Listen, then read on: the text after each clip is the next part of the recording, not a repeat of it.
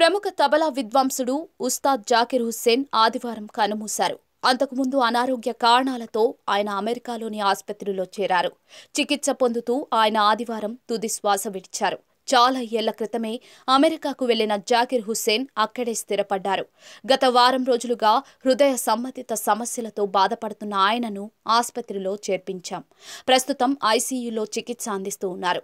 ఆయన ఆరోగ్యంపై మేమందరం తీవ్ర ఆందోళనతో ఉన్నామని జాకిర్ హుస్సేన్ స్నేహితుడు ఫ్లూటిస్ట్ రాకేష్ చౌరాసియా అంతకుముందు తెలిపారు. కాగా జాకిర్కు రక్తపోటు సమస్య ఉన్నట్లుగా సమాచారం. మార్చి 9, 1951న ముంబైలో జన్మించిన జాకిర్ హుస్సేన్ 2023లో పద్మవిభూషణ్, 3 గ్రామీ అవార్డులతో సహా అనేక ప్రశంసలను అందుకున్న ప్రముఖ సంగీతకారుడు.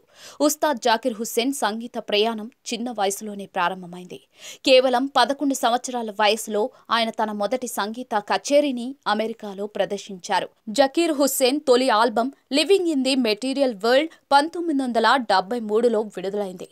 జాకిర్ హుస్సేన్ ప్రత్యేక ప్రతిభకు పేరుగాంచిన తవా, తాలి వంటి వంటగది పాత్రలకు కూడా ఏదైనా చదునైన ఉపరితలాన్ని ఉపయోగించి లయలను అంటే సంగీతాన్ని సృష్టిస్తారు. జాకిర్ హుస్సేన్ అల్లరక ఖురేషి 9 మార్చి 1951న భారతదేశంలోని ముంబైలో జన్మించారు. ఆయన మహింలోని సెయింట్ మైకేల్స్ ఉన్నత పాఠశాలలో చదివారు.